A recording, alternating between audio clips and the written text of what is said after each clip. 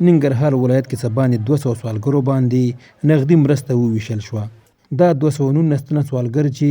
ماشومان سپینګیري او سپین سرې ښځې پکې شامل دي څه موده وړاندې د جلال آباد ښار څخه راټول شوي وو او اوس پرې د افغاني سرې میاشتې له لورې نغدې پیسې وویشل شوې. ختیځ کې د یادې ټولنې استازي وایي راټول شوي سلګونه تنه سوالګر یې له څېړنې وروسته تثبیت کړي چې په حقیقي توګه اړمن دي. قومندانۍ کې د دې بایومټریک شوی دی او د سرې میاشتې د خوا نه د دې هر یو د کور سروې شوې ده، کتلې دي د نږدې نه چې کوم واقعا مستحق تثبیت شوي دي چې په مجموع کې د مشرقي زون په سطحه باندې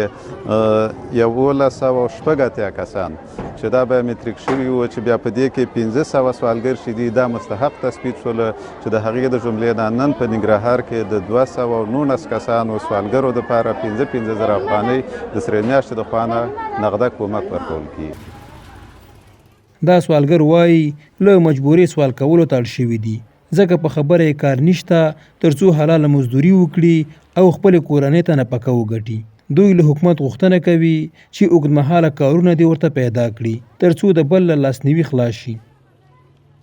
مزدوري کوله را 2 کاله وروسته دا حکومت چې راغلی وروره سوال ته نور مجبوره شوي بچیان را په غاړه دي. غواړو له دې ونه چې موږ ته یو د کاروبار زمینه برابره کړي یو ریړۍ میړۍ یو څه شی راته ولګوي یو پکوړې میکوړې یو څه شی خپل سړی خرڅ کړي.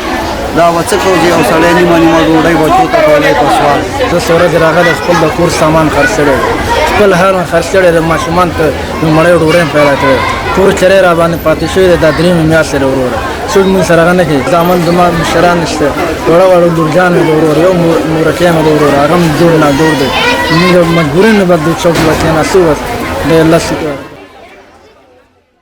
په دغو سوالګرو کې هغه ښځې هم شامل دي چې په کورونو کې د ګټې وټې هیڅ نارینه نشته او د ماشومانو سرپرستي د دوی پر غاړه ده. دوی له حکومت او سوداګرو غواړي چې د ستونزو حل ته یې دایمي حل لار پیدا کړي. او دا مرسته زموږ 15,000 وشله موږ د غواړو چې دغه زموږ یو کرام نه کېږي او زیات موږ سره یو کومک کونډه یم دغه ورور مې مایبه ده موږ دغې مرستې نه خوشحاله یو چې موږ سره آینده کې نوره مرسته چې هر شی کومک کوي موږ سره دي که ډېر غریبانان یو دا خیرات راټولوو نو چې دغې نه خلاص شو. ګټه والا نه لرم په دغې بچیانو زه دا چولې مولې خرڅوم او په هغې زه ګزاره کوم.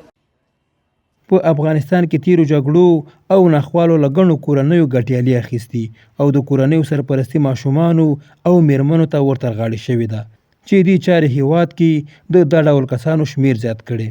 اسلامي امارت د اقتصادي کمیسیون په مشرۍ له ښارونو د سوالګرو راټولولو تثبیت کولو